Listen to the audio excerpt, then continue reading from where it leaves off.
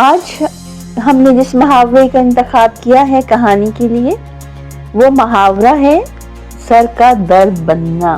آئیے اسی محاورے پر آج کی کہانی سنتے ہیں۔ ایک چھوٹے سے محلے میں ایک خاتون رہتی تھی جن کا نام زرینہ تھا۔ زرینہ بہت ہمدرد اور خوش اخلاق تھیں، لیکن ان کا ایک مسئلہ تھا، وہ ہر بات میں دخل دینا اپنا فرض سمجھتی تھی۔ وہ کسی کا ذاتی معاملہ ہو یا گھر کے اندرونی معاملات، زرینہ ہر جگہ موجود ہوتی تھی۔ محلے میں سب ان سے تنگ تھے، لیکن کوئی ان سے براہ راست کچھ نہیں کہتا تھا، کیونکہ وہ حقیقت میں بری نہیں تھی، بس حد سے زیادہ فکر مند تھی۔ ایک دن پڑوس میں رہنے والی نوشین اپنے بچوں کے ساتھ چھت پر کپڑے دھو رہی تھی کہ زرینہ وہاں پہنچ گئی۔ نوشین، یہ صابن اچھا نہیں ہے، تمہارے کپڑے خراب ہو جائیں گے، زرینہ نے مشورہ دیا۔ نوشین نے مسکراتے ہوئے جواب دیا، جی میں دھیان رکھوں گی۔ اسی طرح زرینہ نے محلے کے ہر گھر میں کوئی نہ کوئی مشورہ دیا، چاہے وہ کسی کی نوکری کا مسئلہ ہو یا بچوں کی پڑھائی۔ نتیجہ یہ تھا کہ محلے کے لوگ ان سے دور بھاگنے لگے۔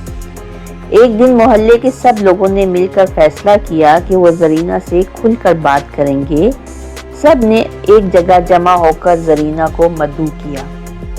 محلے کی بزرگ خاتون رشیدہ خالہ نے نرمی سے کہا، زرینہ بیٹی، تمہارا دل بہت صاف ہے اور تم سب کی مدد کرنا چاہتی ہو، لیکن ہر بات میں دخل دینا دوسروں کے لیے پریشانی بن جاتا ہے۔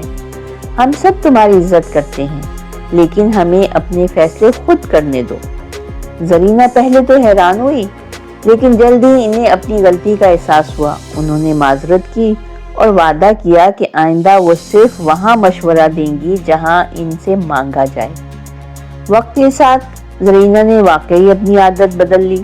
محلے کے لوگ دوبارہ ان کے قریب آنے لگے، وہ سب کی پسندیدہ بن گئی۔ زرینہ نے سیکھا کہ کبھی کبھی زیادہ مددگار بننا بھی دوسروں کے لیے سر کا درد بن سکتا ہے۔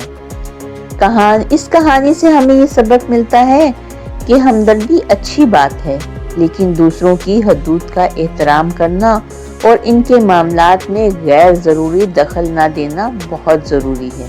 ہمیں اس چیز کا خیال کرنا چاہیے کہ ہماری ہمدردی دوسروں کے لیے درد سر نہ بن جائے۔